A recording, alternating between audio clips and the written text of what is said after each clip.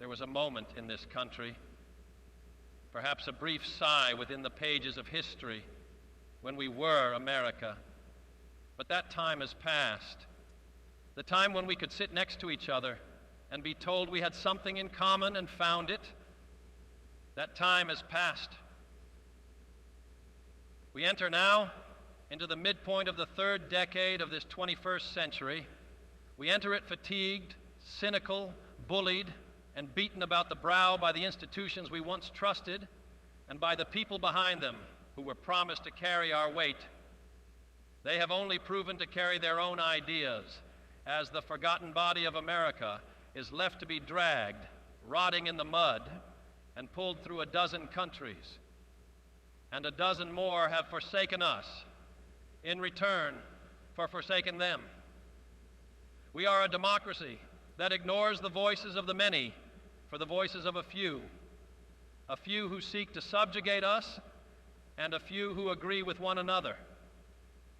I have heard this form of government to be known as an oligarchy, a form of governance similar to the one we fought a war to break away from.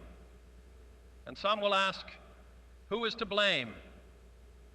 I can tell you it is not the fault of the common man to have allowed these things. The common man has patience, mercy, and goals we can all appreciate, many that we still share. We share them because we are one country, made one by many. And for now, we are still just that, but not for long. As we currently teeter on the edge of decisions the average American will be drowned out of by people who have never known, have never even called America their home. So then, what are we to do? What is the ever-present and ever-mentioned American to do?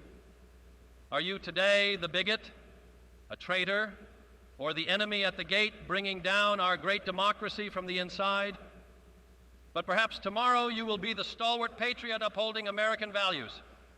And who will you be considered the next day? There is no consistency or security in such political word games, and this is by design. When called to play the role of the activist or a cowering victim, you must play an American's strongest hand, that of the long-forgotten but honest diplomat. An honest diplomat seeks to learn, to listen, understand the language being spoken when it's not the one they speak. An honest diplomat finds peace in turmoil and pulls friendship from the jaws of hate. A tactful diplomat also understands when the carrot must be substituted for the stick, while keeping everything mentioned in mind.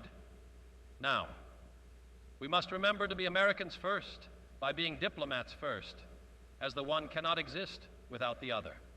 So, when asked to hate, you must seek to look beyond the curtain and find common ground. If you are told to be quiet, question more and speak louder. When ordered to act differently, act as an American. This is the weakness of those that manage this current political playhouse, a weakness every American can and must exploit.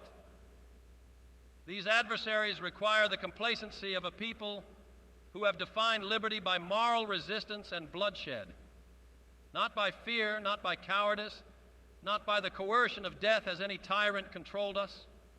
Those poor, simple fools that wish to control us, they must not know that we are not, have never been, and shall never be a simple people to be simply cowed by small-minded dictators looking beyond their abilities.